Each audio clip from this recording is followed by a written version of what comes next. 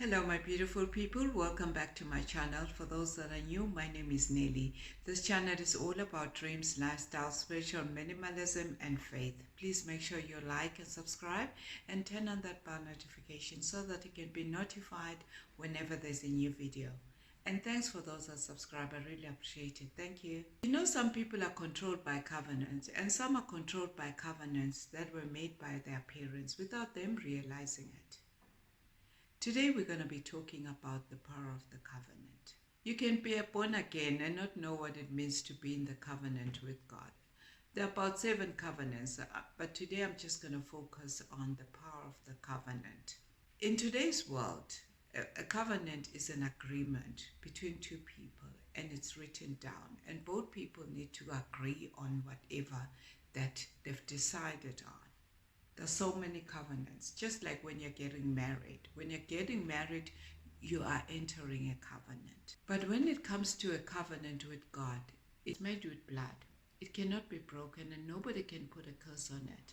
When it comes to God's blood, it can protect you and heal you. Without it, it can even kill you. Your life is in the blood. One thing about the blood, it fights for you. It can either protect you or heal you. One thing about God's blood, it's pure and it won't kill you. Instead, it will give you life. That is why in the New Testament, a covenant was made. In Genesis 2 verse 21, the first blood was exposed when Adam and Eve sinned, when they sinned against God. They had sinned against God. A fig tree designer suit was used to cover themselves for that moment. So in Genesis 17, there was an agreement that was made with man and God. And through that agreement, a covenant was formed in a form of blood, and a covenant was sealed.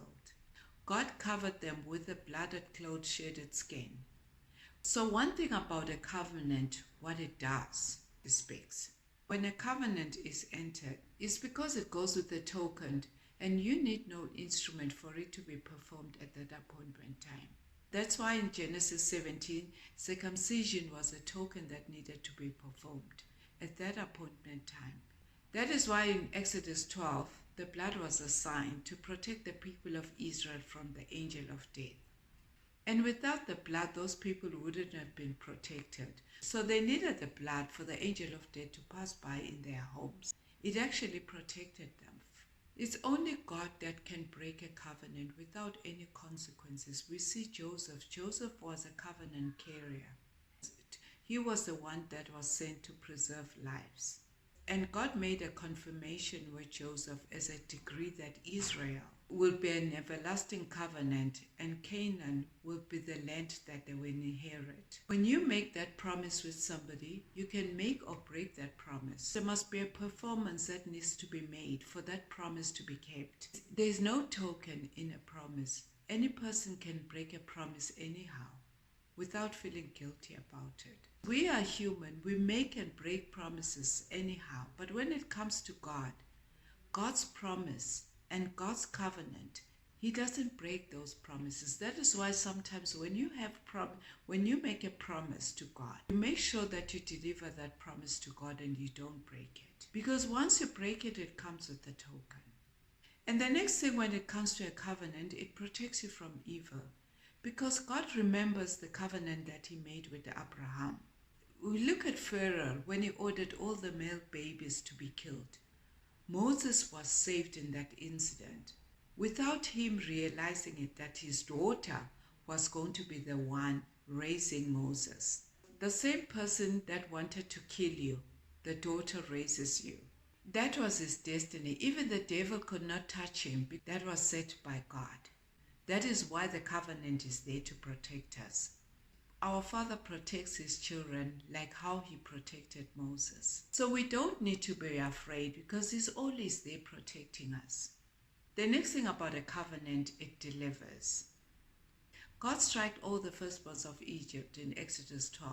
And the very same Pharaoh summoned Moses and ordered the Israelites to leave Egypt. That is why when God makes a covenant, He delivers it. He delivered the people of Israel and He protected them under His wings. That is why He will cover you with His wings so that you find refuge under His wings. And the next thing about the covenant, it will prosper you. When you obey God, He's got no choice but to bless you, but you have to play your part as well. You have to obey God.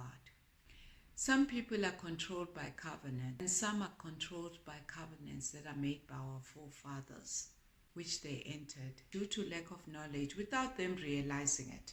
Instead of focusing on God, they focused on the world and worldly things. They wanted to fast forward things. That is why today you suffer consequences and you wonder, where is it coming from? From the generation that comes with covenants that were set by our parents. And you don't know in those covenants what was an agreement that was set. Covenant influences our lives. That is why the sins of our forefathers are affecting us even up to today. Until we break those curses, the devil will still continue to torment us. So you need to realize, where is this coming from? So that you can be able to pray to God and you break those curses. If it's something generational. God says seek His kingdom first. That is why He gives us His blessings, so that we can carry out His works. But sometimes we use them for the wrong reasons. It's like blessing somebody or maybe feeding somebody. You can just start with just 1 or 2 people. Be willing to do that, even if it's just your time. It doesn't have to be money. If you are going to worship other gods for prosperity and follow what our forefathers did, then be rest assured that that will come with a price. No matter how many times you go to these people, just know that prosperity is short-lived. And it comes with a token of blood. Sometimes it may affect your generation. And things begin to manifest and you wonder what is going on. Until you go up to God and sort out the issue. To break those curses. They'll come as a generation curse to your family. So you need to go up to God. One thing about God, His covenant will heal you. Will heal you from all these generation curses that may come through. We see in Matthew 15, Jesus healing the Canaanite women and all the other people in the Bible. We also see Abraham's daughter who was sick for 18 years. Being healed as well. From 18 years of sickness, Satan kept that woman in bond for 18 years.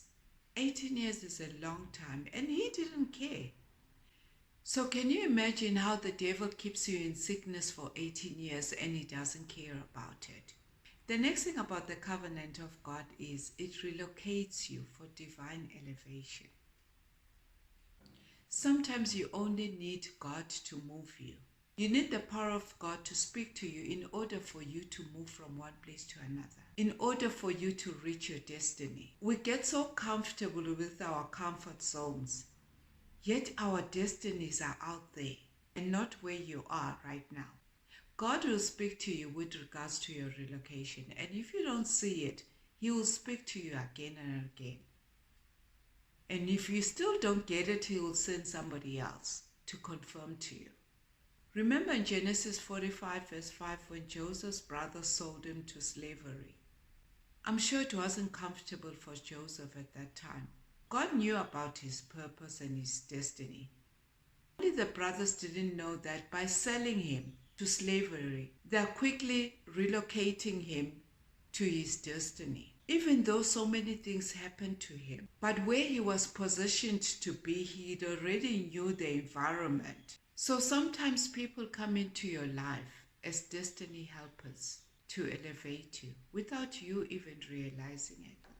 Or maybe you even get married to somebody that will move you from your comfort zone in order for you to be with them to this new place. Only once you're in this place, you become elevated and things begin to manifest. Maybe you even quickly get a job. People that have been there for a long time, it's very difficult for them to find a job and you easily get a job. Where this job will promote you. If it comes to a covenant with God, it promotes you as well. It promotes you from one place to another. Like how Joseph was promoted overnight as a governor. Remember the covenant that was made by David and Jonathan. In their friendship, they made a covenant with each other. Years down the line, that very same covenant favored Mephibosheth. He was able to be moved from where he was suddenly to dine in the palace. So God will promote you. Even the people around you won't understand why. Because one thing about God's covenant, it promotes. Overnight you can be promoted and the devil will want to fight with you.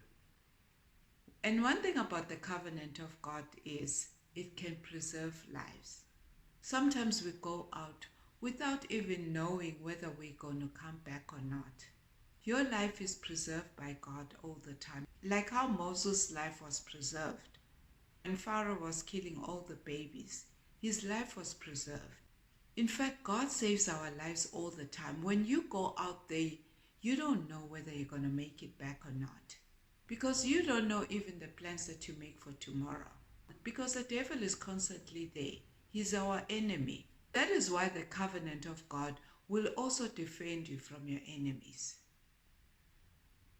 Because God prepares a table before your enemies. People will hate you for no reason. It is better to be hated for what you are than being loved for something that you are not. Enemies will always be there. When people hate you, it means that there's something in you that you carry, that they see, maybe you don't see it. So it's better to walk alone and be successful than walk with people that don't value you. In God's covenant, it will always defend you. And the next thing about a covenant, it brings blessings forth when you're obedient. God will bless you because he sees that some people around you can do evil things without you even knowing. And he will show you some of these things because good things comes to those who are obedient to God. In God's eyes, we're all his children and his blessings are different. You just need to be patient and God will bless you. When it comes to blessing, it's not only about money or prosperity. The fact that you are alive is a blessing. The fact that you can afford to take your children to school is a blessing. The fact that you've got a child is a blessing. The fact that you are married is a blessing. You've got a job is a blessing. And the fact that you are healthy is a blessing. When you have entered a covenant of God, God will never break that covenant with you and the promises that he's given you. So that is why it's very important not to enter any covenants anyhow. Because when it comes to a covenant, it's very important.